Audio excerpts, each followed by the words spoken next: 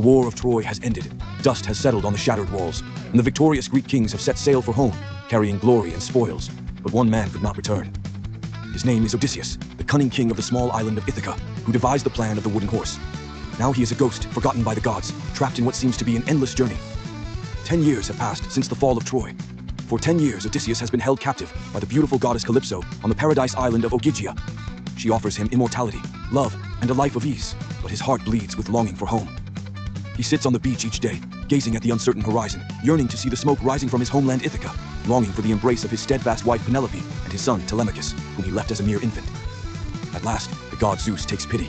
He commands Calypso to release Odysseus. The king builds a crude raft and once again faces the wrath of Poseidon, the sea god who harbors hatred for him. After a terrible storm, he washes ashore in the land of the Phaeacians, exhausted and naked. Here, in the palace of King Alcinous, Odysseus, the mysterious guest, finally recounts his tale, a testament to human survival and ingenuity. He tells of his adventures after leaving Troy. He speaks of the Lotus Eaters, who made his crew forget their homeland. He recounts the horrific encounter in the cave of Polyphemus, the one-eyed Cyclops. It is here that Odysseus' cunning shines. When the giant asks his name, he replies, "I am nobody." After blinding Polyphemus' single eye, Odysseus and his men escape. When the giant screams for help, he can only shout, "Nobody is killing me," causing the other Cyclopes to flee. He tells of the sorceress Circe, who turned his men into pigs, of the harrowing journey to the underworld to consult the prophet Tiresias, of plugging his crew's ears with beeswax to resist the deadly siren song.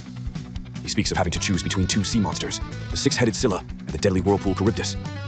And finally, he recounts the crew's fatal mistake of eating the sacred cattle of the sun, god Helios, leading to their punishment by death, leaving only Odysseus to drift to Calypso's island. With the help of the Phaeacians, Odysseus finally sets foot on the shores of Ithaca after 20 years apart. But his homeland has changed. His palace is overrun with arrogant suitors who believe him dead, squandering his wealth and pressuring Penelope to choose one of them. With the aid of the goddess Athena, Odysseus disguises himself as a ragged beggar. He silently observes, enduring humiliation in his own home, discerning who is loyal and who is treacherous. He reunites with his son Telemachus, now grown, and together they secretly plot a bloody revenge. In a final effort to delay, Penelope declares that she will marry whoever can string Odysseus' great bow and shoot an arrow through 12 axes. One by one, the suitors step up, but none can draw the bowstring. Amidst the mockery, the beggar steps forward. He lifts the bow as if it were weightless.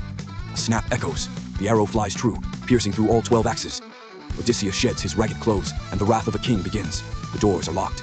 The slaughter is swift and brutal. When the blood has dried, Odysseus reunites with Penelope, but she remains skeptical. She tests him one last time, ordering a servant to move their bed. Odysseus roars in anger, declaring it impossible, for he himself carved one post of the bed from a living olive tree still rooted deep in the ground. That is a secret known only to the two of them. Penelope weeps. The king has returned. Odysseus' journey has ended, not with victory on the battlefield, but with the peace of coming home.